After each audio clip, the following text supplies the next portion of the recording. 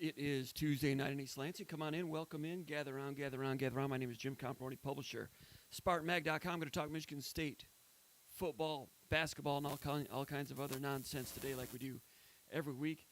Hope the sound is okay. Give me a thumbs up on that when you get a chance, because I have a little trouble with my mixer board here, and it looks like it's only coming through on the right side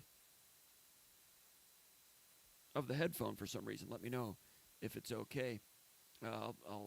Angelo Gross Enthusiast is the first one in here. Let me know, Angelo Gross Enthusiast, if it sounds okay. And we'll get rolling. Spartan Mag Live. Always have fun with the Spartan Maggers from around the country. Let me know if it sounds all right, Old Tuck and Little Fuzz. Let me see here. Just right when I plugged it in, I had all kinds of problems. And I guess we'll go with it. Anyway, appreciate everybody's patience as we continue with this grand experiment known as Spartan Mag Live. Jim Comparoni, publisher, SpartanMag.com. SpartanMag.com, been around since the 90s, a long time, since the beginning of the internet, going through a lot of changes constantly, always trying to improve. SpartanMag.com and the Underground Bunker Message Board, SpartanMag.com is the church of what's happening now in Michigan State sports. The Underground Bunker Message Board, the daily narrative of all things Michigan State sports. And right now, Michigan State, no basketball for the last 17 days, but they're scheduled to play Rutgers Thursday, getting back into action. Tom Izzo met with media today. He didn't meet with us, but had a Zoom conference call, Zoom press conference, gave us a little update on what's going on with Michigan State basketball. They practiced with 10 players yesterday, expected to practice with, I think, 11 today. Making preparation to get back on the court when they play Rutgers on Thursday at 7 p.m. They will have gone 19 days without playing basketball since that loss to Purdue back on, January 5th or whatever that was, 55-54. Don't remember the date, but it was a sore subject for Michigan State fans. Izzo, they've practiced for 2 days now.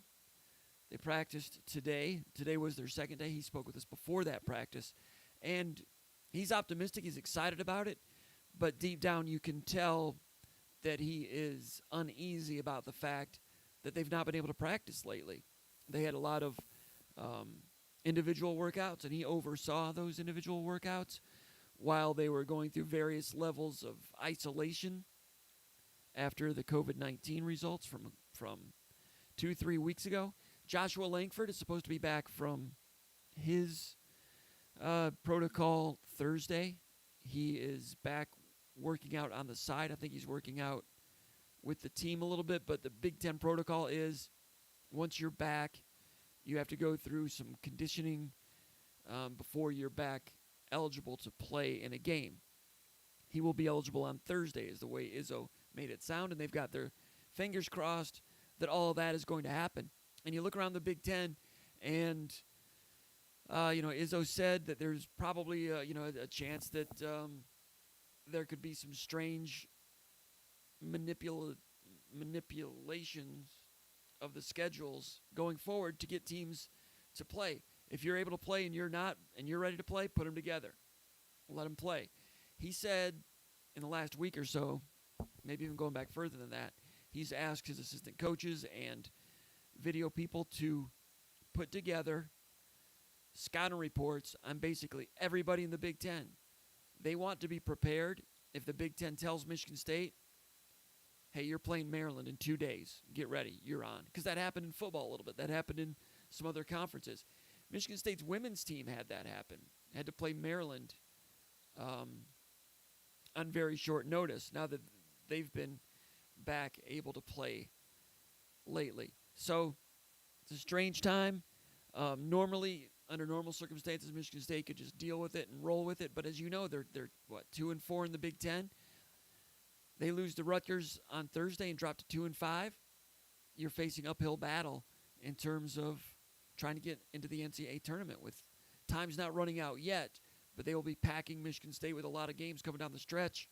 That's going to be difficult. We've talked about that here in previous weeks. I've heard some people talk about, wondering if this might be a year to just let everybody in the NCAA tournament. And Izzo didn't mention that today. For a moment there, I wondered if he was hinting at that. That, of course, would help Michigan State protect their NCAA tournament consecutive streak.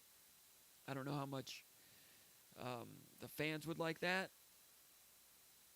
Might be a nice safeguard for Michigan State this particular season. Again, sorry about the buzz noise. Had to switch from one feed to another. This is my second string feed, and it seems like every time we do one of these SpartanMag Lives, there's some sort of snafu that comes up right at tip-off time that has never happened before, and I've got to roll with it. And that's the situation today. But, hey, we're glad you're here. Feel free to post questions over in the chat area. We've got a small handful of questions that were posted over at the Underground Bunker message board. I asked SpartanMag subscribers to post any questions that they had over there, and we will field those questions mailbag style here on SpartanMag Live. It's good to have everybody here. Let's get into the questions right now. Not many questions this week. Maybe we will keep the show to about an hour or so. I've said that in the past, and every time it seems like we go 2 hours. We've been doing this for about a year, a little more than a year, and I've always said, hey, maybe we'll do it twice in a week, keep them shorter. Has not happened yet, but maybe in 2021 we can get into that a little bit more. But I tell you what, we're busy because, we can't do it on Thursday because there's a basketball game that night. We will be covering that game at SpartanMag.com. We've got Tom Izzo's press conference in its entirety here at the YouTube channel, also over at SpartanMag.com. Also the news today that Gabe Brown has tested positive to COVID-19. Call from Nils. To accept, press 1. To send a voicemail, press 2. All right, let's go out to Houston, Texas. We got our friend Nils Deco, formerly of the Horn in Austin, Texas. You guys know him if you're a regular here. Spartan Mag Live. I was talking a little bit about Gabe Brown a moment ago. Announced today that he is tested positive for COVID. It happened late last week, so he's off until early February. Tough break for him. A guy that's a good team-oriented guy, just waiting his turn, and it's been a rough season in some ways for him, but tough break for him. Let's bring in Nils Deco. We'll talk a little bit more about Gabe Brown here in a moment. Let's not have Nils wait any longer. Nils has been out for the last couple of weeks. He's back this week. Nils Deco, an astute observer of all things Michigan State Spartans. How you doing, Nils Deco? I'm fantastic. How are you, JC? Pretty good. Tough news today with Gabe Brown. When the Josh Langford news came down that he was COVID positive and he was going to have to sit out for 3 weeks, that's bad news too. But part of me was like, okay, Gabe Brown's been waiting his turn. He'll go back into the starting lineup. He'll get his chance to do a lot of things and get back into a groove again. Then Michigan State, 3 games canceled. Never got a chance to get back in the starting lineup. Now Joshua Langford will be back on Thursday, and Gabe Brown's going to be gone until early February. Gabe Brown's been a good soldier. He's had to sit and wait his turn. Only played 6 minutes in that loss to Purdue. I watched him on the bench, and he was upbeat. You could tell he wanted to play. He wanted to help his teammates. Izzo said he wasn't sitting for any kind of punishment, and Izzo said today that they want to get Gabe Brown back into it, but they can't now because he's out. So that was bad news for him today. Nils, your thoughts about Gabe Brown, your thoughts about Michigan State basketball in general? I mean, the whole thing's a mess. I mean, I'm watching this Texas game tonight, and they've got Jericho Sims is out, Courtney Ramey, Brock Cunningham. They're playing. I mean, Shaka's not their coaching. I mean, they're down 9 points to Oklahoma tonight, and an Oklahoma team that shouldn't be within 20 points of them, in my opinion. But it's a tough deal for everybody. I mean, Michigan's shut down for 2 weeks now. I mean, how's that going to affect them long term? I mean, that's why I had to suggest – I mean, Coach K's right. I think everyone should be in the thing. Let everybody play into the tournament. It's because everyone – it's like St. Louis is playing their first game tonight versus Dayton since, I think, December 23rd.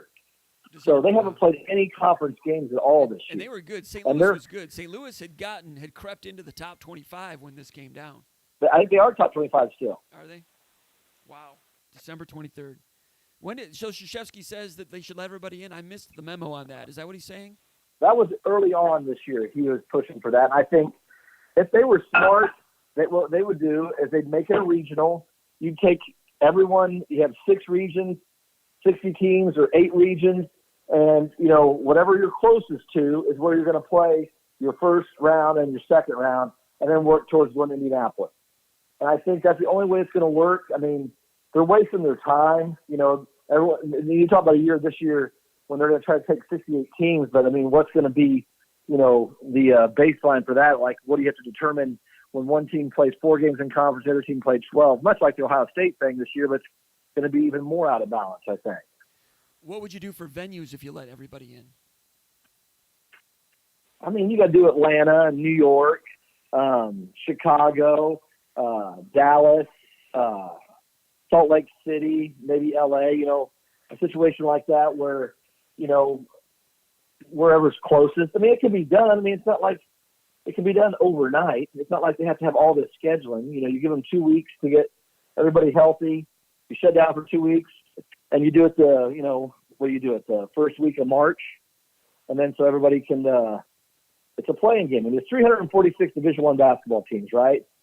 After one weekend, it's 180. After 2 weekends, it's down to 90. And maybe, you give some teams buys in the top 25 based on the net ranking.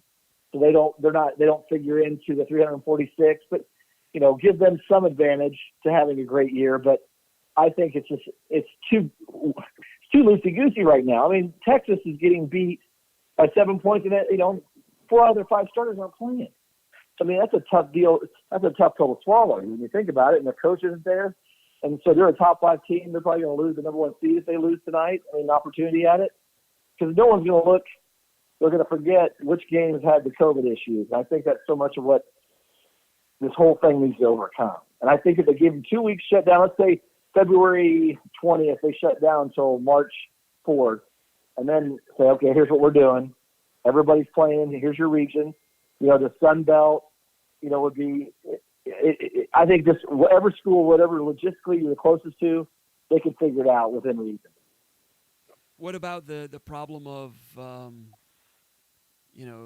virus spread from one team to another when you have more than one? Well, I think team? that's why you shut it down for 2 weeks, so then everyone's in quarantine for 2 weeks. And then, all the protocols, if a SWAC team, has issues because they can't, take the test like a Big Ten team can, right? Because they don't have the funds. Well, the NCAA needs to pay for all the tests. Okay, we're paying for all the tests for these 2 weeks to make sure everyone's safe. They've got the money. If they don't, they're going to lose the $900 million they make in that 3-weekend tournament. You know what I mean? I don't know. I don't know much about logistics and scheduling a tournament and things like that in this type of situation. And I mentioned it a little bit here last week, about some indications that some Michigan State people might have thought that a couple of players contracted it during that road trip to Nebraska. Maybe no one's really saying it, but maybe during the game, because it wasn't long after that Nebraska went down with multiple players, and it's been hinted at a little bit, but I'm not sure some people want to say that because that would give momentum to the people that want to shut things down, that think it's not doable. What we're learning now, I think, is that it's different than football. Football players, I mean, there are football players that dropped out, of course, but there was never anything suggested or proven that it happened like on the playing field because it's an outdoor sport. That's where this is different in some ways. I posted this the other day, and maybe yesterday, and I didn't look to see what other people posted in response, and I'm sure there's probably some negative flack against me, which is okay. Just in terms of the negative, I don't think that having basketball players playing basketball is doing anything in terms of being harmful in terms of adding to societal spread. I don't think it's getting out into society more because these guys are playing basketball. I do think that the vast majority of these players want to play. I've heard Dan Dockich talk about that. Izzo, Holtman over at Ohio State. They say that players would be devastated if the game was taken away from them again at this point. And I agree with that. And players, of course, have the option to opt out right now if they want to. So the players want to play. The myocarditis thing that was a concern back in August, September, October, there's been some misgivings about those initial findings from that study in Germany, and that's kind of been marginalized from what I understand. However, the Big Ten is still part of their protocol is after you've been out for 14 days, you still have to do the heart test, which being safe is good because someone might come back and prove that again. I'm not sure. But anyway, the heart situation, there's a lot we don't know about the disease. I'm not an expert on it by any means. But bottom line is the players want to play. I don't see a harm. I don't see anything wrong with them playing. The main thing would be is if it were causing spread in society, that's a different thing. But these guys want to play. But there's people out there that still think, shut it down. Why are we doing this? Kim Mulkey and all that. Why do we do anything, Nils? Why do we play basketball? Why do we go bowling? Why do we go fishing? Why do we do anything? You do it because it's recreation. We need to have some hobbies. You got to do something, right? Now, yes. Exactly. It is a moneymaker, and for these schools. But these schools, they take the money and they reinvest, and it goes back into the coffers for other things. Yes, there are some coaches making a lot of money, but from an NCAA standpoint, there are some executives that make some money here and there. But it's all about sustainability. People that play basketball, what is fun about playing basketball? Playing each other. What's even more fun? Playing someone from the next town. What's even more fun? Playing someone from out of state. What's even more fun? Going to the West Coast to play. Traveling in a hotel, flying out there, playing on TV, having a nice stadium built and taken care of. So all those things that make it more and more exciting for the players and for the fans, that takes some money for sustainability. Yes, they're profiting a lot of money with television and everything, but like I said, that goes to pay for the tennis team and the rowing team and all these things, and some big salaries, no question about it. And that's where the moral compass has changed a little bit. But like Dan Dockich says, everything you do, it's about sustainability and funding and so forth. I don't see many. I guess what I'm getting at, Nils, I don't see any bad guys in the push to play college basketball right now.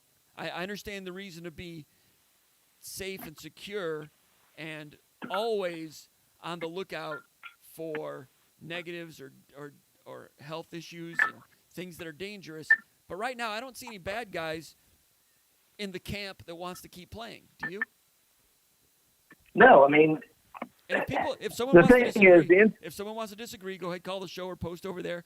I don't. That's my opinion. I might be wrong, but that's my opinion. What do you think?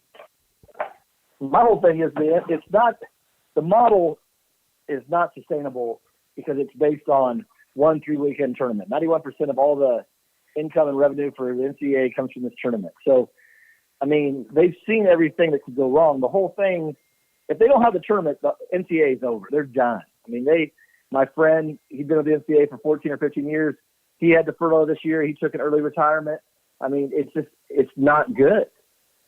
So, I mean, amateur sports as we know it could end.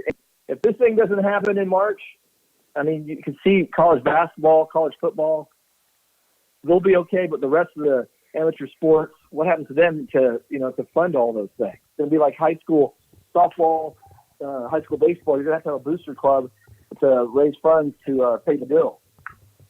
And I know that you are close with somebody in the NCAA.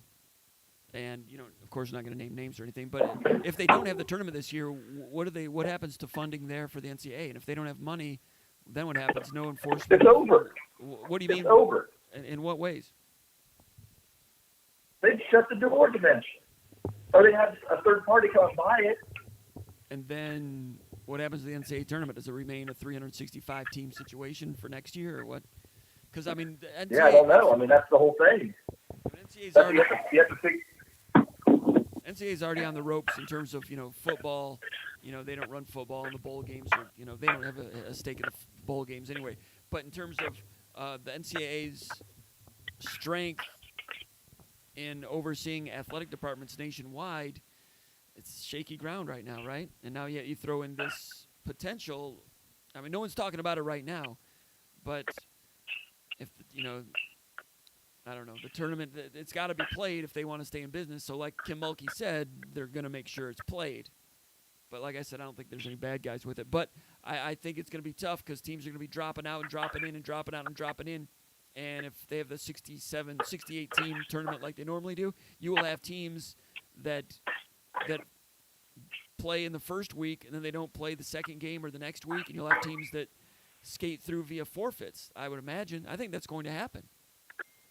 And then you'll have a team get to the Final Four and get there and find out they can't play. I mean, these are all possibilities, right? Well, I think if you're going to control the testing where all these kids are, I mean, it's going to be a mini bubble. So, I mean, if you're in the, as long as they're going to make you test 2 weeks before, whatever they're going to do, whatever the protocol is going to be. It's not like those guys aren't going to be with their teams. They're going to be in a hotel. If you're tier 1 personnel, you're not going to be around other people. I mean, they're going to mandate this. They're going to do it like the NBA did because they just can't afford for it not to work. All right, I'm being told that my sound levels are low. I'll try to talk more into the microphone. Like I said, I've got a problem here with this soundboard. Might have to get a new one. It's probably my fault. No, it's not.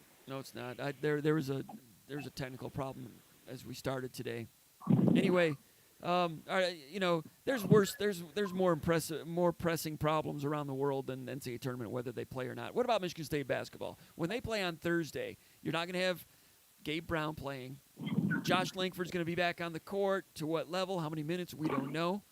But in the meantime, that leaves Michigan State, if Langford does not play, that leaves Michigan State with 4 scholarship guards. One of them's Foster Lawyer. Hogarth's the other one. You've got Aaron Henry, and I can't think of the other one right now, but there'd be 4. Rutgers has had some problems. Beat Indiana the other night. Nothing is a must-win situation right now, but Michigan State really needs to get a victory over a beatable Rutgers team their first game back. Your thoughts about? This is a game. What do you expect to see from Michigan State basketball on Thursday? I know as much as you. Not much. It seems like the good thing is Michigan State's always played Rutgers very well. They've always gone and played well in the RAC. I don't know why that is, but it seems like there hasn't been a lot of letdowns in Piscataway or New Brunswick, New Jersey, wherever they call it home. But whereas like with Penn State, it seemed like we always kind of struggled there. I think you're going to get Michigan State's best effort. I think you're going to have a healthy team, and I have no clue. This thing's just thrown me off in terms of not playing for 19 days. What do you expect, especially after losing a game, like they did against Purdue on that last second shot by Trevion Williams, a game they basically blew down the stretch when they were up by 15 points at halftime. Tom Izzo, he's in the Hall of Fame for a reason. I think this has been stressful for him. He's had to, answer a lot of dumb questions from, people, talking about how safe they are. These guys are as safe as it gets. Shaka Smart got it this week. He's as safe as it gets. The stuff's out there. It's highly contagious. There's nothing you can do about it, but what they're doing. And, the protocols that they have the testing every day. I know, if me and you were tested every day, we probably know that we've gotten it 2 or 3 times, in my opinion. But we don't live by those standards because, we're not an athlete or a scholarship athlete at a Big Ten university. So, your guess is as good as mine. I have no clue what we're going to see on Thursday. And I don't think Izzo knows either. And he's excited to get back on the court, but it's a difficult situation. Let me point this out. I've not looked at every team from coast to coast and how they've done when they've come back, but 2 of them have stood out that I noticed. I'm sure there's when teams are off for a couple of weeks and when they come back, what they look like. It's probably varied all over the board. But one that I noticed a few weeks ago, one of the first ones I noticed was Florida State, okay? Florida State had lost 2 out of 3 games. They had lost to Central Florida and Clemson. They lost 2 out of 3, and they went on – they had a COVID outbreak, and they went down for 2-3 weeks. Came back January 13th, scored 105 points against North Carolina State. They won 105-73. Florida State has won 4 straight games. I've not followed their game closely, but a lot of people talking about them being the best team in the ACC right now. Did that time off? They did something right during that time off. I don't know what it was. I know it's a different sport, it's a different gender, but Michigan State's women's basketball team was off for a couple of weeks. Now, Nils, they had lost 2 straight games. They crept up to the top 25, and then they lost to Maryland, and then they lost to Nebraska. And then they were off from June 10th to January 24th. They missed 2 weeks. So they lost 2 straight, came back and played Wisconsin, and they beat Wisconsin 94-62. Nils, that's the largest margin of victory Susie Merchant has ever had in a Big Ten game. And it was their first game back coming out of their COVID shutdown. They only had they had 0 turnovers in the first half. They shot a really good percentage. I know that's women's basketball, and, Izzo's differently. He operates differently in a lot of ways. Izzo thought that the first week off was good for the team. Joey Hauser spoke at the press conference today, too. He felt like the first couple of days off, he felt good to get rejuvenated a little bit. But then as they got into week 2, things got a little more antsy. And as you get into week 3, they have no idea, like you said, what's going to happen. But a season unlike any other, a season in which Michigan State's also trying to figure out who the point guard is. That's a problem that the Michigan State women's team does not have. They've got a great situation at point guard.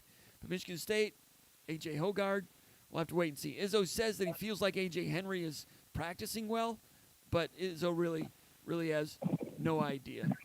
And tough situation for Michigan State basketball fans. I'm going to switch gears here a little bit. Do you have any other thoughts about Michigan State basketball? No, I'm just, I'm excited to see what happens because it's going to be, something that's never been done before. I mean, Michigan State's not ever during this time of year had 19 days off, and your expectations are, kind of like this. This is the season we don't make the tournament. People are kind of thinking about. So, I mean, as long as we have Tom Izzo, we have a chance. All right, we've got a question here that came from the mailbag over at SpartanMag.com, and I want to throw this question out to people that are watching right now, and over at the in the chat area they can chime in. And I wanted to get your opinion on it too, off the top of your head. Question came from Mall286 from South Philadelphia. He says, Jim, during your time covering Big Ten football, who are the top 5 players you have ever seen live in conference play, non-conference season, or bowl games? I'm assuming he means all of them. And we've all seen a lot of the same players live because we've all been to Spartan Stadium for a lot of games. We've all been to the same bowl games. But I want to throw that out there to people to see what some of the masses and some of the top players that people would list. Nils, any names come to mind for you for some of the top players you've ever seen play live in college football? And it might not be a Michigan State game.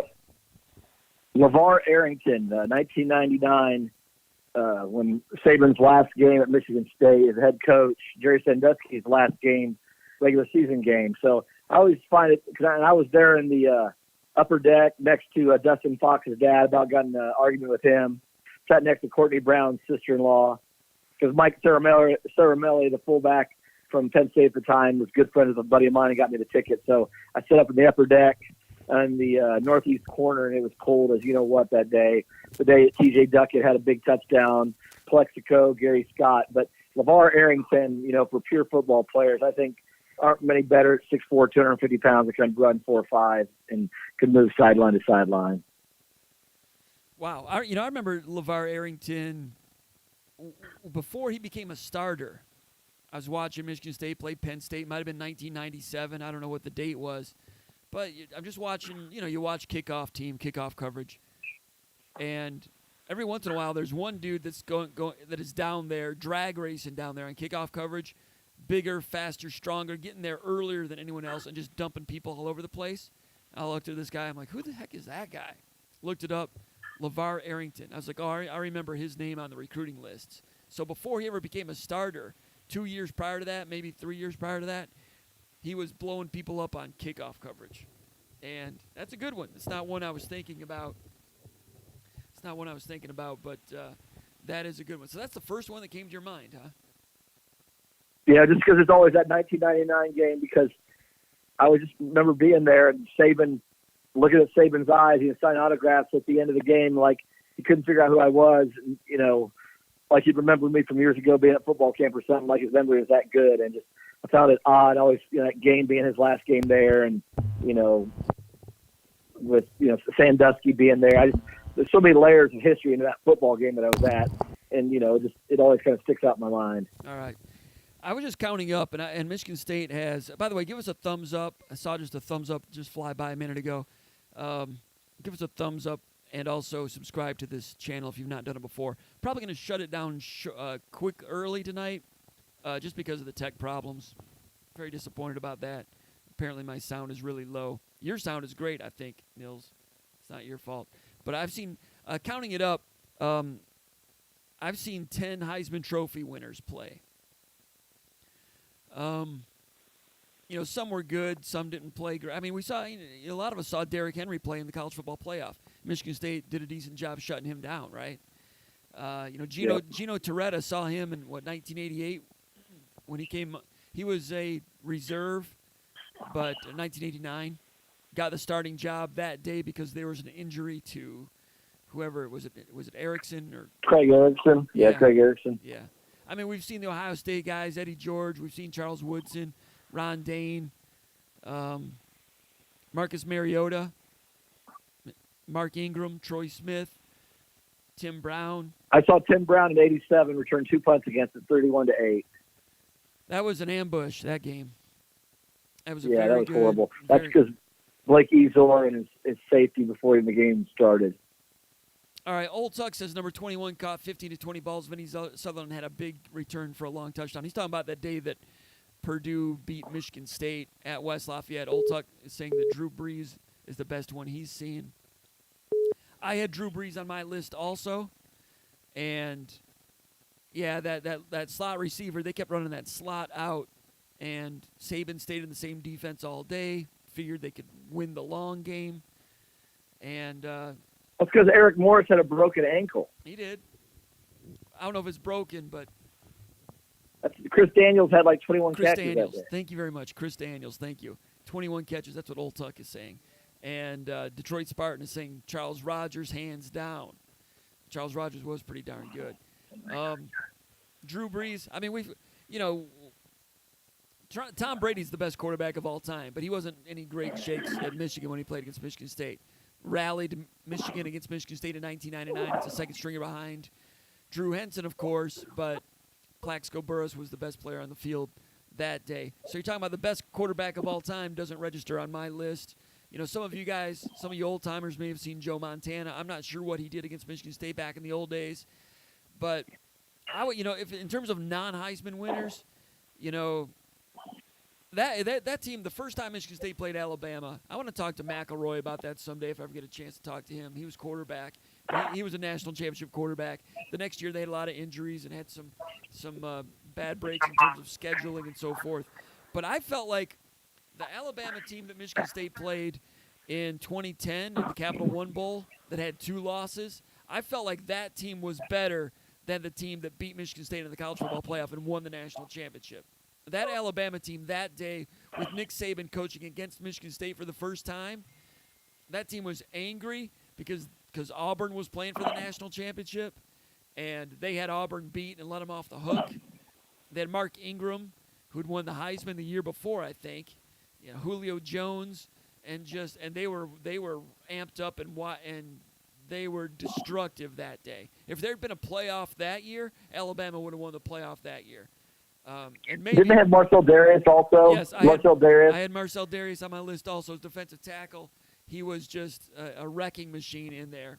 And if there had been a college football playoff for 8 teams that year, Alabama would have won it, and they've had a lot of dominant playoff runs and playoff championships. I suspect that team, if they had had a chance to get back into it and get in the playoff, would have had their most dominant showing. When they lost to Auburn that year with Cam Newton and Auburn, did Auburn win? Auburn lost to Florida State. Did Auburn win the national championship that year, right? Or did they lose to Florida State? I can't remember. No, with Cam Newton? That was the Michael Dyer Oklahoma. That was against Oregon. Didn't Auburn win that year with Chiswick? Yeah, I think so. Yeah. That was Cam Newton, right? And they beat Oregon for the national championship, right? Well, Alabama, that was the Michael Dyer. Yeah, Alabama was winning that game against Auburn by it was 28-7 in the first half. And Auburn was the national champion. And there was a fumble, right? There was a Mark fumble Ingram, down the sideline. Mark Ingram was running down the sideline. He was about to make it something like 35-7, and he fumbled the ball off his knee. And Auburn recovers. They score before halftime. Alabama had an injury at the safety position, and Auburn attacked in Mark the second half. Barron. Mark Barron separated his tech. So Auburn came back. You got a great memory, Nils. I'm impressed. That's outstanding. But Auburn came back and won the national championship. But that Alabama team was up on the national champion by 3 or 4 touchdowns in the second quarter. And it was a TKO blow if Ingram doesn't fumble it off his knee. Anyway, that Mark Ingram team, angry that they lost to Auburn, angry that Auburn's going to the national championship game. Saban had them wired to make sure over his dead body was Nick Saban and Alabama going to lose to Michigan State in that bowl game. They had all that talent. McElroy had won a national championship the year before. He was a quarterback. Julio Jones and loaded for bear. And that's the best team I've ever seen. And I've seen 4 or 5 national championship teams play live. That was the best team I've ever seen that day. Marcel Darius was great. Julio Jones I'd have to put on this list. But, going back old school, that day when Gino Torretta played, the best players on the field was like Russell Maryland. He's probably the best player on the field. Cortez Kennedy.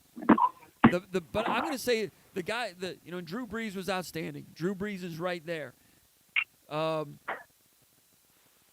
player that I thought was the best, most effective college quarterback that I had ever seen up until the time that his career ended. Now, he didn't play in the current, zone read option, up-tempo, RPO game. He was probably ahead of his time. And was not a great passer, but he mixed the option with the throw game pretty well, was a great runner, and played on a great team. And at that time, I thought he was the best quarterback, college quarterback I'd ever seen. Not a pro Tommy quarterback. Frazier? Tommy Frazier. Tommy Frazier is the best college football player I think I'd ever seen. Now, nowadays with the RPOs and all those things going on, Marcus Mariota, so he wouldn't plug into today's game as well. But I remember thinking at that time that Tommy Frazier was the best college football player I had ever seen. And he put a hole in Florida in the national championship game, and it was just as close to unstoppable as we had seen in college football. As long as I'd been watching it. I mean, there's probably some old timers saying, "Hey, Bubba Smith was." There was no one like Bubba Smith, and I didn't see him play. I saw Deion Sanders play, but I didn't really study it and focus like I do today, even though I was working for the State News back then. But I'm sure. So my top 5 is probably going to be something like Russell Maryland, Drew Brees, Deion Sanders, Tommy Frazier, and do I go with Mark Ingram? Ron Dane was trouble. I don't know who my 5th one would be, but Charles Woodson would be in there somewhere. Those are my 5. That's what I got. I appreciate you playing along, Nils. Hey man, I appreciate you calling. Anything else you want to get to, Nils? No, I'm good. All right, man. I appreciate you chiming in and being part of the show. We're gonna have a shorter show today. Hey, Nils, you take care. Thanks for calling in. I really appreciate it. Thanks a lot. Stay healthy. All right, you too. Gonna have a shorter show because of the technical difficulties. I appreciate the people that posted. I'm gonna go through the mailbag here. Alex from Los Angeles says, without getting into details, do you expect the coaching search to wrap up this week? Talking about Michigan State looking for a replacement for Mike Tressel at safeties coach. He says, Alex from Los Angeles says, I think it's great that nothing is leaking out, especially with what we learned during the Gilmore bidding war. Well, no, I mean, you're asking, do I think it'll wrap up this week? Mel Tucker said, was it last week? He said he thinks it'll wrap up. Was it by last weekend? And that came and went and did not happen. I'm sure he's got some top candidates in mind. A lot of names have been thrown around. Not a lot of names, but, Clinkscale, that name's out there a little bit, and there's been some rumors that he might have been around town. I don't know about that. I can't verify that. Archie Collins is in there. There's the guy that I mentioned on the message board last night. I think his name is Belk. I can't remember his name. Anyway, he was a graduate assistant at Alabama when Mel Tucker was there. Also spent a little time at Georgia and Valdosta State. Might be at West Virginia now. He if nothing else, they really know a lot about that guy. But when do I think it'll wrap up? I'll just go with what Tucker said. If he said last week, I mean, it wouldn't surprise me. Last week he said by the weekend. Wouldn't surprise me if it happens any day now. But it is a good point, like you said, that nothing is leaked out. remember last year when Michigan State was really going after Morrow, the assistant coach at Kentucky? There were a lot of reports back and forth, including some good reporters out of the state of Kentucky about where that whole bidding war was and that whole situation. Not hearing anything this time. Not sure what that means. Does that mean Michigan State has a better chance to lure someone away? Or is Michigan State just doing 2 or 3 interviews? I don't know how much Mel Tucker has to do in terms of interviews. When head coaches, especially young head coaches, they usually know who their guys are that are out there, out and about. But maybe he didn't need to meet with some more people a few more times. I don't know, but I think it could happen any day. Mall 286. We already had that question. I already went over that one.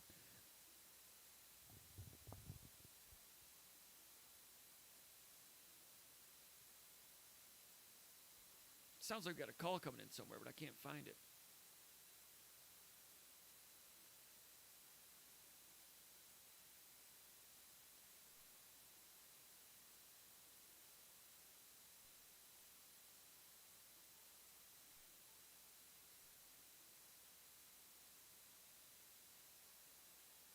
Sorry about that, everybody. There we go.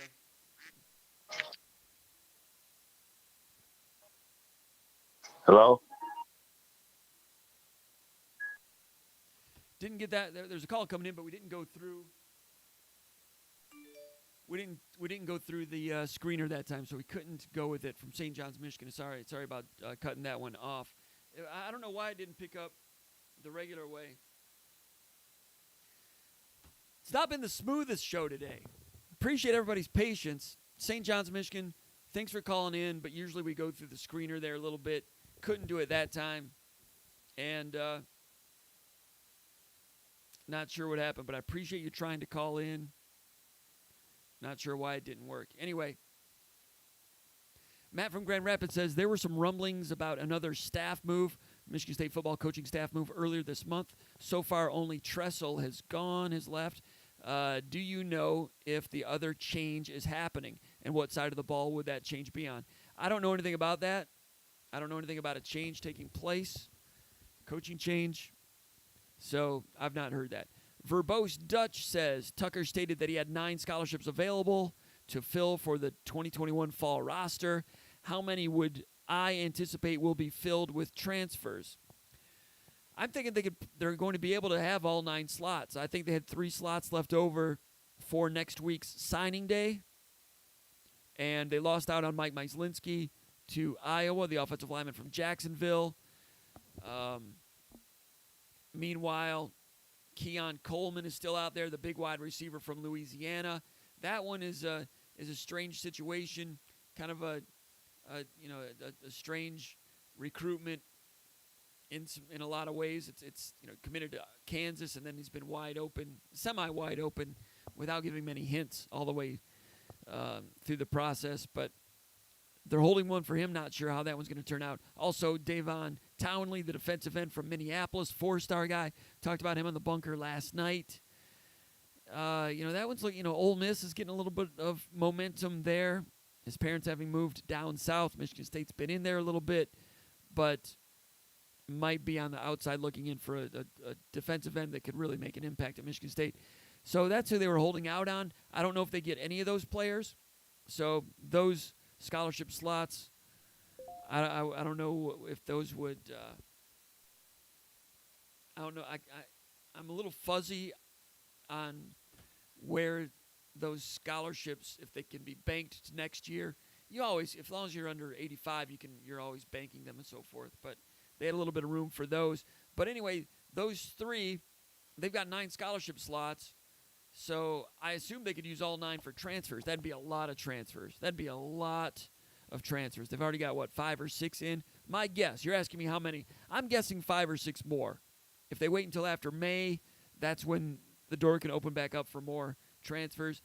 I doubt they'd go ahead and fill it up. Maybe they would. I'm not sure. It's the first time we've ever, as fans and observers and media, first time we've ever observed this coaching staff, this head coach, with the portal. Call from To accept, press 1. To send a So, I don't know if you guys can hear that call, what's going on with that thing.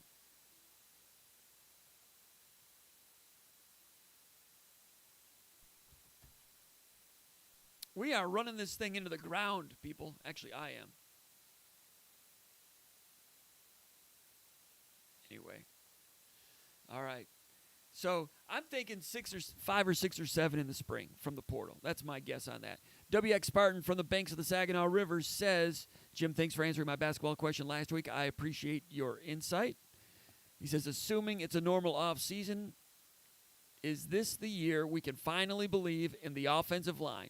I want to believe, Jim. I want to believe. So this is a guy that really wants to believe in the Michigan State offensive line. Got a chance. I thought they'd be a little bit better this year. We saw them play well against Northwestern. I'm a strong believer in Kapilovic as an offensive line coach. He's well respected in the coaching ranks, and as he gets a full season with these guys, assuming they're going to get a spring practice and preseason camp and a full year with a strength coach, those are the things that I thought in the fall would pay dividends. Then they came out and had some struggles against Rutgers. We all saw that. But you've got a lot of, experienced players. They're not all super proven players, but I like our Curry at left tackle. He's a good in pass protection. I think he got a little bit better in run blocking this year. I would expect him to get even a little bit better there. Duplain coming back for a third year. You've got Samac at center for a third year. Matt Allen struggled against Rutgers, played hurt possibly in that game. He's only played 2 games in the last 18 months. Played against Rutgers, played in the bowl game. That's it. Rutgers this year, played against Wake Forest. Beyond that, you'd have to go back to October of 2019, the last time he played another game. He's functional. Will he beat out Samac? Maybe not. Maybe, as a Michigan State observer, you've got a lot of respect for Matt Allen, but maybe you want the younger guy, Samac, to win a head-to-head competition there. All right. I'm getting a text here that says I sound fine, so that's good. You got Samac, got Jarvis, I would imagine, moving back to guard. Jarvis at right tackle was functional, not great. Moving back to guard, I think he can be a plus player at guard. This is a guy that was, third team All Big Ten as a true freshman. Battled injuries as a sophomore and as a junior. I think Jarvis can be a plus player at right guard. Right tackle, you got Horst coming in from Arkansas State. Sources tell me Jordan Reed is finished with football. He was a functional player. He was criticized at Michigan State a little bit, and I thought unnecessarily so. I thought he was functional, pretty solid. I thought they missed him this year. I think they would have been better off to have Reed at right tackle and Jarvis inside. Try to tell you guys that in September and October. But Horst, I think Horst's got a chance to be solid. I'm hearing that Luke Campbell is still in the picture. Battled some injuries a couple of years ago, or for the last couple of years. Another guy that was, I think, honorable mention All Big Ten as a redshirt freshman. I hear that he wants to give it a shot. I don't know what he'll look like, but he's around there somewhere. Plus, you've got the recruits, some other recruits coming in. But yeah, it couldn't be worse than it was in 2019, right? They had a couple good games that year, but this year was just kind of okay. It's got to be better this year coming up. It's got to be. Can you believe in it? You'll know and I know. It's going to happen at some point, I think. Can it happen with that collection of players? I think it's possible. If you want to believe, you go right ahead and believe. We'll know more for spring practice. After spring practice, after the green-white game. I hope there's a green-white game. Hope we get a chance to really break it down. Sparty from Pawleys Island, South Carolina says, hey, Jim, do you think Michigan State will make a play for Ed Warrener? He says, I think he might be a good addition to the offensive line as an assistant offensive coordinator, coaching room with Coach Cap. Well, no, I don't think they'll make a play for him because they've already got Coach Cap. So you can't really just kind of like stockpile coaches.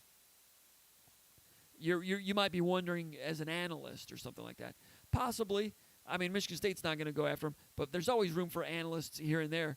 But I don't see any reason why Michigan State would need to go after him. I mean, Kapilovic is going to have a handle on it. Warner's good. Well, Warner left to go to the NFL, right? He says, do you think Michigan State will make a play for Ed Warner? Well, Ed Warner left Michigan to go to NFL, if I'm not mistaken. No. Sorry, Sparty. You're down in the Palmetto State a little bit.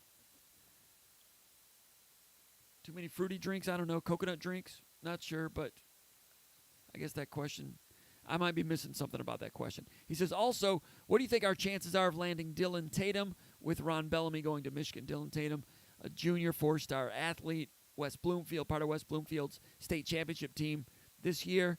Michigan State's going to be right there for Dylan Tatum. Right there. And I'd heard something about he might be favoring some out-of-state options. Then I heard from some other people that know West Bloomfield really well. They say Michigan State's going to be hard to beat. With Bellamy going there, that's going to help Michigan a little bit.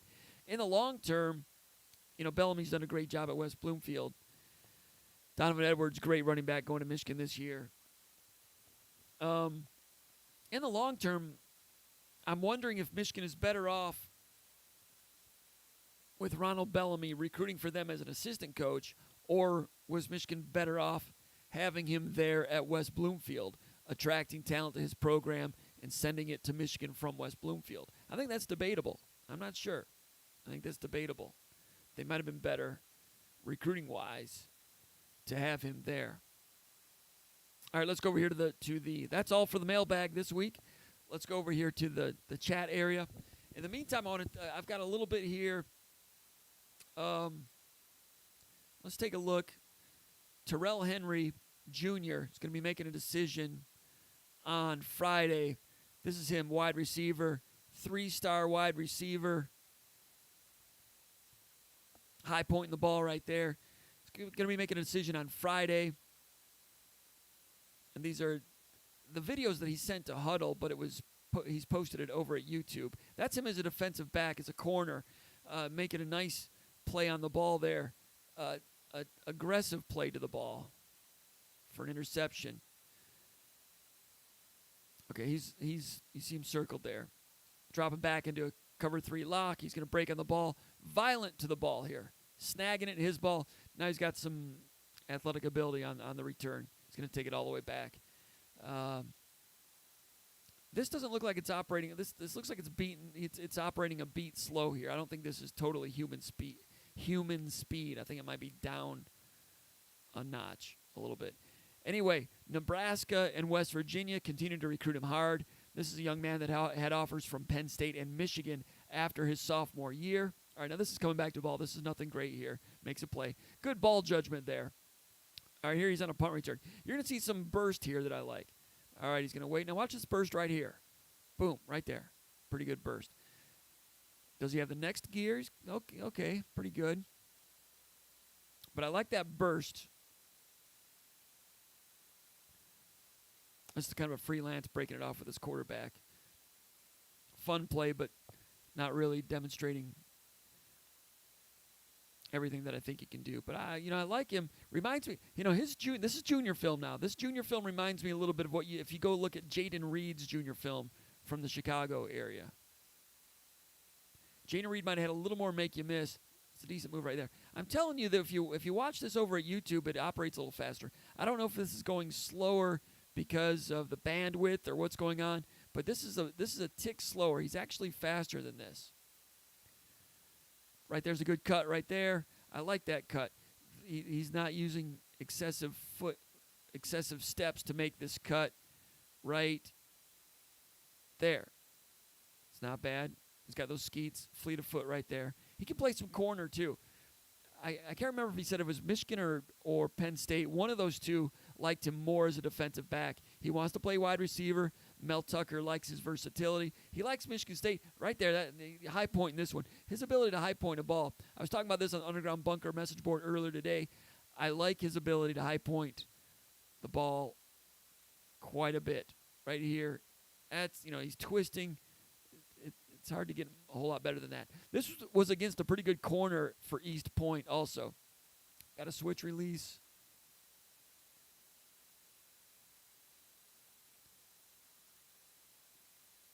Going to high point and twist. And also, this ball is thrown from the right hash, so he does not have much time to react to this as he tracks this ball. I mean, it's on him quickly. That's talent. That's good talent. 6 feet. As an athlete and as a frame, reminds me of Johnny Adams a little bit. He's going to high point this one also. That's out of the picture. Didn't really see that one. Friday, he'll be making his decision. Michigan State's in there pretty good, but they still have work to do. Like I said, now he's playing some quarterback here.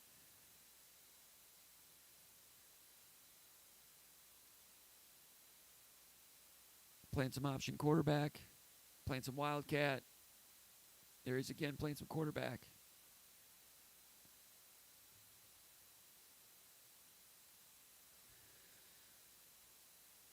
But stay tuned to SpartanMag.com. We will have, depending on what his decision is, if he picks Michigan State. Nice hand selection there on this out route, on this out cut.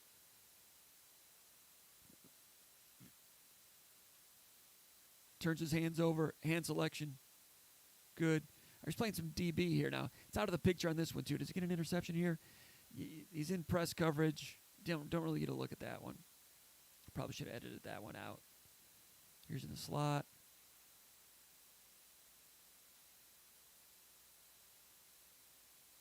Again, not a lot there. I probably could have edited that one out also.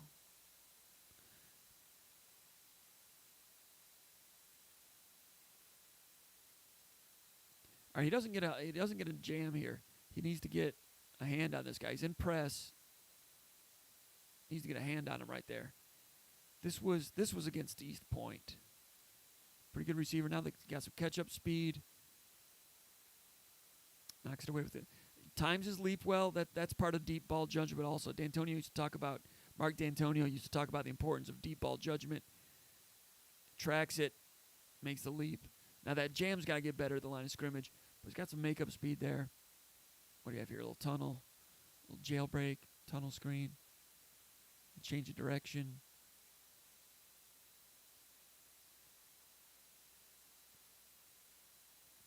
The versatility to play both ways is something that Mel Tucker said that he likes about him.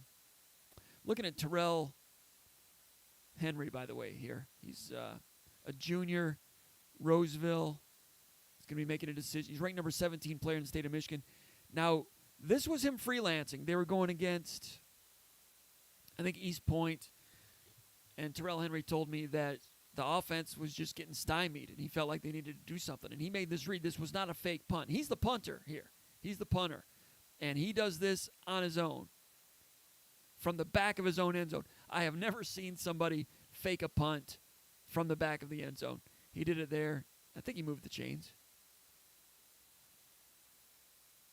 Used him in the slot a lot. All right, dig.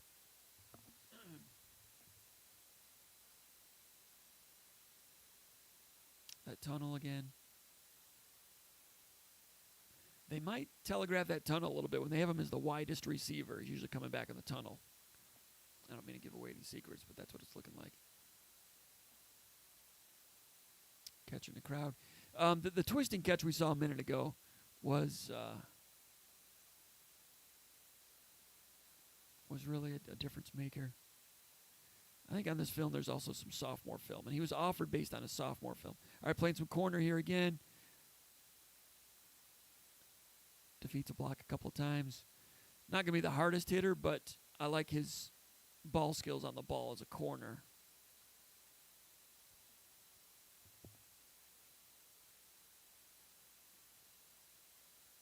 Getting into coverage here.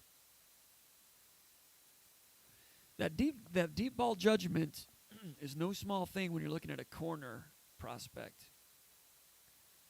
There is high point and again on a fade. I mean, he's done this a couple of times, and this is. I mean, that's what we all want to do, right? There's only a few people that just have the knack to do this. I mean, people can work on it. College receivers can work on it all they want. This is against press. Nice leaping ability, apex of his jump. That reminds me of a Jaden Reed type of play. If you go back and watch Jaden Reed in high school, in the Chicago area as a junior, and then he switched schools to go to Peyton Thorne's high school. He's making plays like this. And a little agility on the fly here, too. Right there. So, Trey Mosley was the number 12 player in the state, like a 5.73 star. He's number 17, a 5.63 star. Trey Mosley was bigger. This guy's got a little bit more short area burst. In terms of top-end speed, they're probably about equal. Talking about comparing him to Trey Mosley, another guy that did well in that part of the state. So there he is at defensive backfield again, high point in the ball. That high point skill that he has. He's playing safety. I think this is a sophomore film. This is as a sophomore. Tracks it, high point, and the thievery. Off of this film, Penn State and Michigan offered, and Michigan State offered. This is sophomore stuff here. Middle safety again.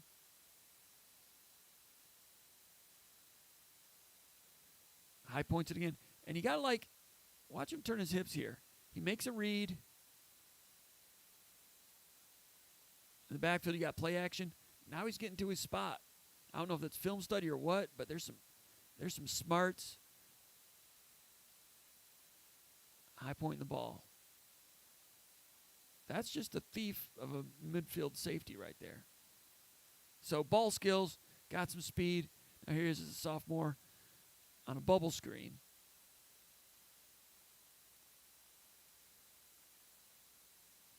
So that's Terrell Henry. This is against Warren Cousinu as a sophomore coming back for the jailbreak. He's grown an inch since then.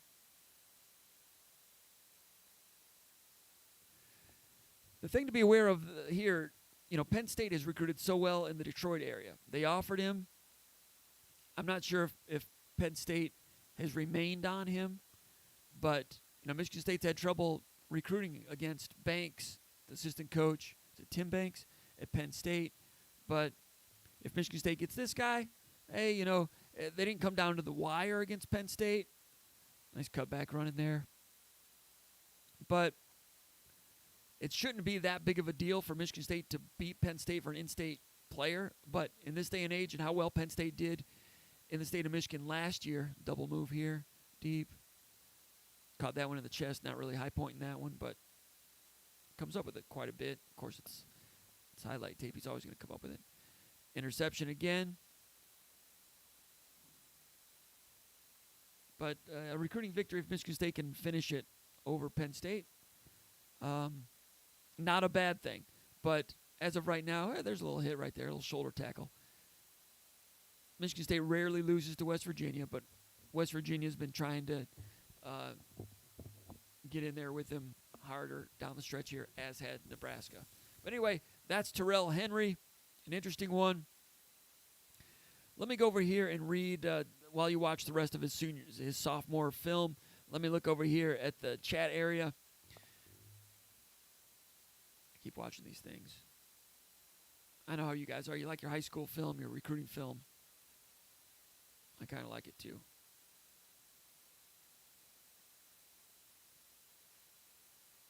All right, anyways, that's some Terrell Henry going to be making his decision on Friday. Michigan State, Nebraska, West Virginia in there. Michigan and Penn State liked him earlier. And not really sure if they're still on him that strong, but you saw why some schools had some interest in him. All right, the starting lineup here, the first five in, you had Angelo Gross, enthusiast. You had Byzantine is Roman checking in. Old Tuck. Aaron Mays with a thumbs up. And Brad Fashenko, that's the starting lineup. Angelo Gross running the point. Old Tuck in the middle. Aaron Mays shooting guard. Fashenko's a stretch 4. Byzantine is Roman is the 2 guard. Good starting lineup right there. Brad Fashenko checking in from Austin, Texas. Hayden D. Roberts says the further the coach is, Ed, the more it may be an outside hire. Hayden from Lake Odessa. The further the coach is Annie Ed, the more it may be an outside hire. I don't know what that means. you might be saying the longer this goes, the more likely it's an outsider. I'm not sure. I don't know. It's a hard one for me to read on that one. A lot of people interested, though. Wish I had more, but I don't. Aaron May says hello. Angelo Gross, Harold Joyner enthusiast, says the audio is fine. Hayden D. Roberts says the further that the coach isn't announced. Okay, some spell check there. I don't know who Annie Ed is. Hayden. I don't know who Annie Ed is. Hayden Roberts, but hopefully we didn't get you in trouble with that one.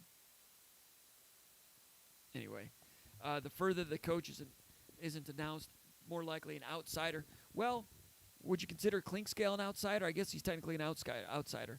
Archie Collins is not an outsider. He's Michigan State grad. He's been with these guys in the past. I don't know. Byzantina's Roman says it's good. Doors Fan 91 says hi, comp. It's good to have Doors Fan 91 here earlier again. He's been tardy a few times, but it's good to have him here. Hayden D. Roberts says go green. Big Will says hello. Spartan MD says ladies and gentlemen of Sparta. Also, Big Will says, do you have any idea who's going to take Mike Tressel's place? I wanted Steve Clinkscale, but I don't think that's happening. It seems like it's going to be Tavares Tillman, but who knows? Yeah, I'm not hearing anything on what's going on. It's been pretty quiet. Hayden Roberts says, I saw that Tillman has been tagged in a newly offered recruit. Does that mean anything? That could. And you've seen that today. Today I've not been near my computer, so I didn't see that. But that's interesting. Byzantine Roman says, I really hope Amani Bates reclassifies and plays next season. We need him right now. Brian V says, volume seems low to anyone. Is it just me? I've heard that from a few people, but Brad thought it was okay. I've tried to be closer to the microphone. I mentioned earlier that I've got a problem here with the mixer. I might have to go over to Best Buy, see if they've got anything different. But I've got an old model that's perfect for what we're doing, but it's kind of might be on its last legs. I bought it used. Big Will says, Hayden. I saw that too. That's why I think it's Tillman. Okay. Hayden Roberts says, he'd be a good hire, just slightly disappointed. It's not an outside hire for Klink or Collins.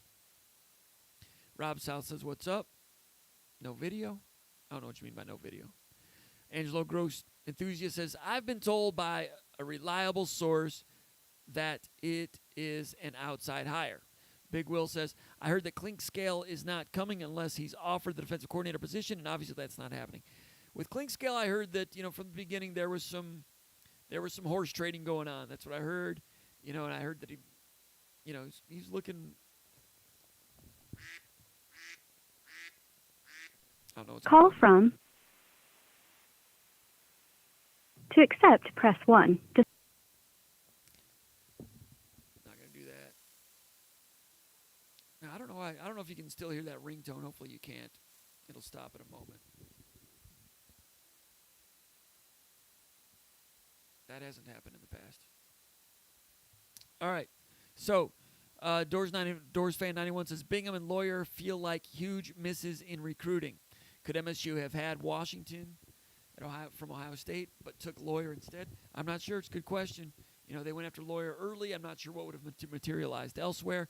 Bingham is one of those tall guys. When you got a tall guy like that in state with all that ability, you go after him. You get him. Whether it's Herzog or whatever, you get him. And if it doesn't work out, it doesn't work out. Is it a miss? They've got enough big guys without Bingham. That you keep hearing that Bingham is doing better. That's what Izzo said today. But maybe Izzo just wants Bingham to read that he feels he's doing better. I'm not sure. It's always hard to read those things, especially when we're not at practice ourselves. But missing on a 6'11" guy with a 7'3" wingspan, that's not a bad thing. The other one, can't argue with that on that one.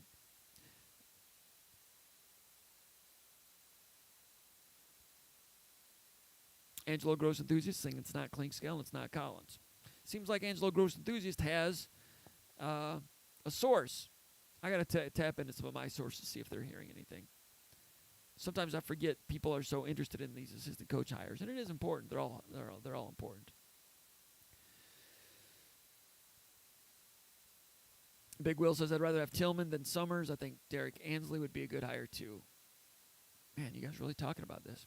All right, Don Straight. Thank you, Don Straight. Really appreciate it. Thank you, Don Straight, for the personal sponsorship again this week. Really appreciate it. Congratulations to you and the DeWitt Panthers winning the Call DeWitt. from. Old Tuck. To accept, press 1. To send a voicemail. All right, we're going to bring him in from Austin, Texas. Old Tuck, what's going on, Old Tuck? Hey, Comp. I just, you guys are talking about this coach here, this Tavares Tillman. Yeah. Tavares Tillman. I mean, I'm not a big social media guy, but on his Twitter right now, it says he's a senior defensive assistant. He's got a Michigan State hat on and everything, so it looks like that might be the guy. You might be right. It looks like there's a lot of indications in that regard. Well, yeah, his Twitter says senior defensive assistant MSU football. Okay. And it's got a picture of him with a Michigan State hat on. So he's either doing a real good job of acting like it, or he might be the guy. How do you feel about that? So, I think I wasn't as into it as much as some. I think that, the head of the whole unit, Mel, kind of drives that recruiting machine and it makes the coaches around them good, whether they want to be or not, as far as recruiters especially. So I feel good about it. I feel good about Mel running a pretty tight ship there by all accounts, this Sure. as the winter conditioning fires up. I think it's needed. It's different than D'Antonio. I think you do have to do that extra work with the relationship building, because if you're like Harbaugh, or even a little bit Saban, although he doesn't have to deal with it, as soon as things start to go south during the season, there's adversity. You get a lot of these guys that turn on a coach that's hard as nails, 24/7, 365. That's what Harbaugh gets. Guys quit on him a lot because nobody respects him, nobody likes him. Man, people are interested. Let's go over here to the chat area for a few more. Doors fan 91 says agree on Michigan State needing more coaches with Midwest ties. Mr. Boneman is here. Says sound is low for him. I'm sorry about the sound situations. Tech issues tonight. Gordon Tonona says, did the 24-year-old punter from Australia decommit? Yeah, I think he just backed out. I don't know if he's going to end up with another school. You're kind of seeing that with some Australian punters. They think they want to do it, and then they kind of change their mind. I don't know what's going on with that. But, no, he's not part of this class. Old Tuck says, Drew Brees, watching him against Michigan State and West Lafayette, the day that the one dude caught 21 passes, he's saying Drew Brees is the best he's seen. Saban might agree with you on that. Detroit Spartan saying Charles Rogers hands down. Old Tuck saying Mike Allstott was not too bad in terms of talking about the best players we've seen against Michigan State, or the best players you've ever seen live. That's what the subject was there. Matthew Johnson says top 5 in no particular order. J.T. Barrett, oh, that's a good one, against Michigan State in 2014 was perfect that night. They might have had a little bit of intel on Michigan State's defense that night as well, but he still has to complete those passes. And he had the run game piece also with his feet. Russell Wilson, not bad. J.J. Watt, not bad. Darqueze Dennard, Javon Ringer. At least those come to mind. Maybe I'm missing somebody. That's pretty good. Old Tuck saying Shady McCoy when he was running back at Pittsburgh. Remember, he was with Wanstead. That was D'Antonio's first year. And in the second half, Pittsburgh came out and put Shady McCoy at quarterback in the Wildcat for the opening drive of the second half, drove down, scored a touchdown, and really tightened that game up. That was a look that they wanted to save until after halftime. That's something I remember about Shady McCoy when he played at Spartan Stadium. Some of you guys might be old enough, go back to the old guard, to have watched games in the 60s and 70s. I never saw Eddie Smith play, never saw Kurt Gibson play. I didn't see Bubba Smith play. Some of you guys may have. George Webster. But also a guy by the name of O.J. Simpson. O.J. Simpson played at Spartan Stadium back in, I think, 1967 for USC. And I think that was his first year. He won the Heisman the next year, I think. First year out of junior college. One of his first games at USC, I think at Spartan Stadium. Matt McLeod says, I was at the Purdue game. It sucked, he says. Brad Fishenko says, Lawrence Phillips, Saban's first game. Yeah, they scored Nebraska against Nick Saban in 1995. Lawrence Phillips had like a 30-yard touchdown run on a direct snap. Wildcat was not invented yet. They didn't do any, mesh read or anything like that. It was just direct snap. It wasn't called Wildcat. A lot of Wildcat these days is just direct snap quarterback sweep.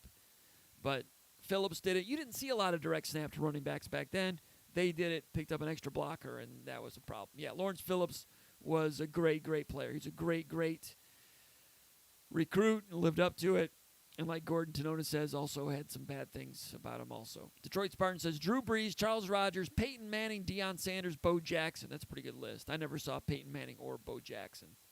That's a pretty darn good list. Brad Fishenko says, that night it all started going downhill for him.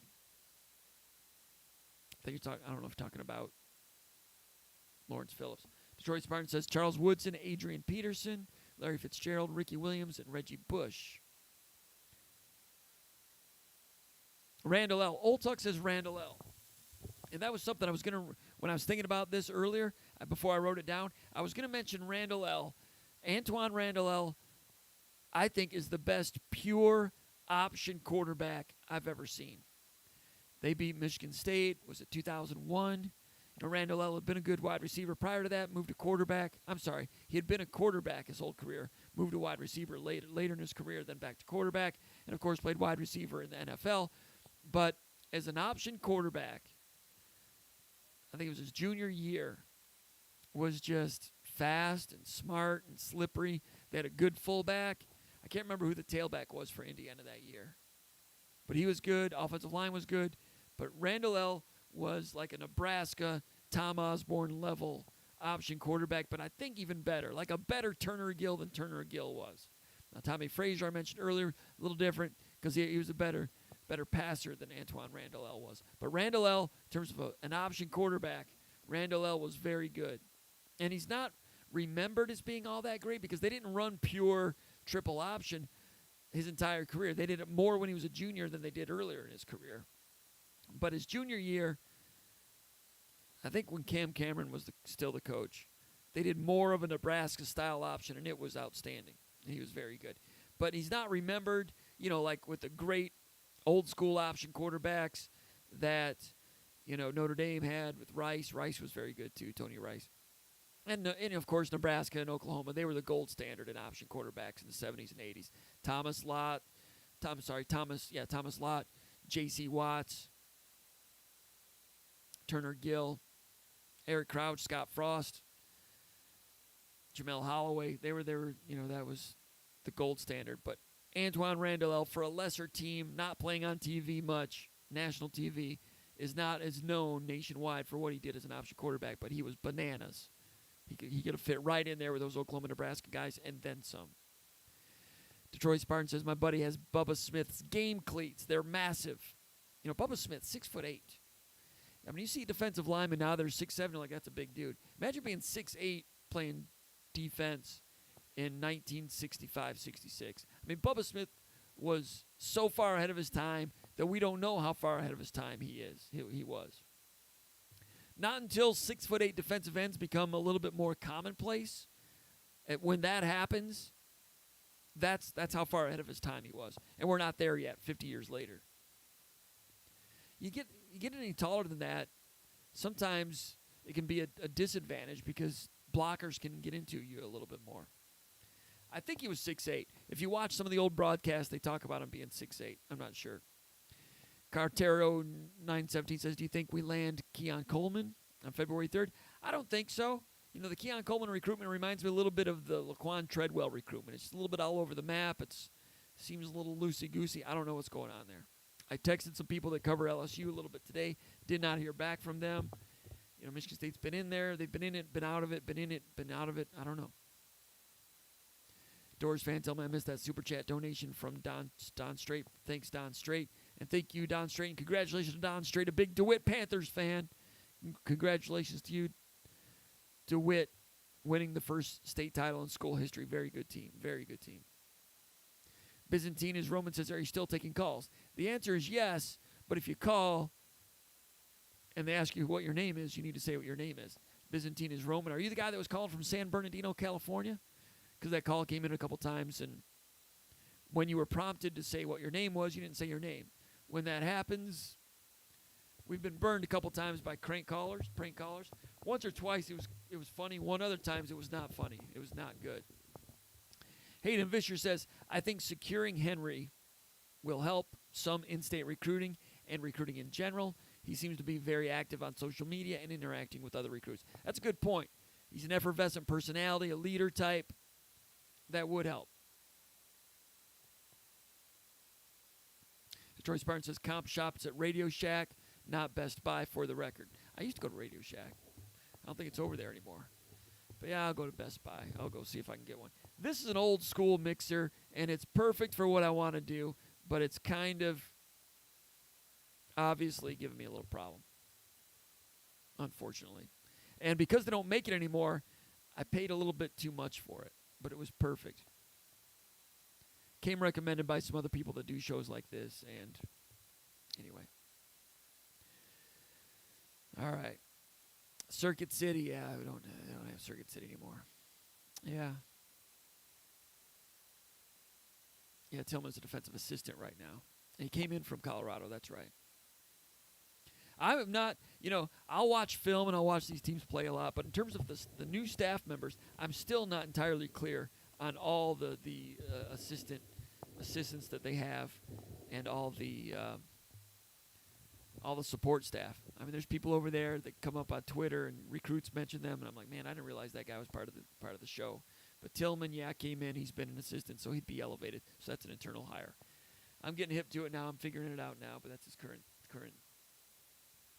post. So, long story short, I'm not sure what's going on there. So Old Tuck brought it up. Maybe I didn't scoop it. I don't know. The other thing is, since COVID has taken place, we are not over there in the building seeing people. And if you see them, you're more aware of them than just the resume thing. All right. Detroit Spartan says Scott Frost was a pretty good option quarterback, but I agree. LeVron Williams was the Indiana running back. Thank you, Doors Fan 91. They had a real good fullback. I don't remember his name, but LeVron Williams was a tailback, and he was excellent. And then Antoine Randall, and they were Jeremy Johnson was the fullback. Doors Fan 91. How about you? Wow, memorizes the whole backfield from Indiana in 2001. Gordon Denota says he wants the lady to call back. I should have, because there was a young guy that got on, tried to crank call, and then she called back to apologize. And I said, do you know that you're on a live YouTube stream right now? And she didn't really know. I was worried that she was going to yell at me for some reason, so I was kind of like apprehensive and on my best behavior a little bit. But if I had that to do all over again, we would have had a little more fun with that. And I would have complimented her for calling to apologize for her son's mischievous ways. And I also would have said, hey, man, crank calls, 1977, I might have led the league in those way back in the old days. So I'm not going to judge that one. I got no room to judge. Anyway, hey, going to wrap it up. It's been an hour and a half. Appreciate everybody calling in. Sorry about the errors. Sorry about the problems with the technical difficulties. Appreciate the people that called in. And we'll try it again next week. Keep an eye on Terrell Henry Friday. Michigan State running pretty strong there. Nebraska's still trying to get in there. He's scheduled to make a decision on Friday. We'll see if the decision happens or not. For everybody tuning in and watching, we appreciate it. Go over to SpartanMag.com. Become a SpartanMag.com subscriber. We'd really appreciate that. Here's Nils Deco calling back in. Let's see what he has to say. Hey, Nils, you there? Yeah, I'm here. What do you want? I didn't know I thought you were done. No, I'm not done. I'll talk to you later. We're going to wrap up here in a second. All right, man. Anyway, hey, everybody have a great day and keep everybody safe. Be good. Might have a basketball game on Thursday. That might be fun. Michigan State won a hockey game on Sunday. They got a big series with Wisconsin to see if they've corrected their ways. Not the most talented team, but they need to be gritty and smart and responsible. They're trying to get there. We'll see. That's going to be against Wisconsin Friday and Saturday. Wisconsin's got that Cofield guy. They're a lot better than they were last year. They had Cofield last year too, but man, he was excellent in the World Junior Championships. So women's basketball team is strong too. I think they're 9-2, 10-2. They're strong. So check them out if you get a chance on Big Ten Network. Too bad you can't go to games this year. Anyway, everybody be good, and we'll see you next time. Thanks for checking us out. Thanks for being a part of Spartan Mag Live from East Lansing. You've been watching Spartan Mag Live.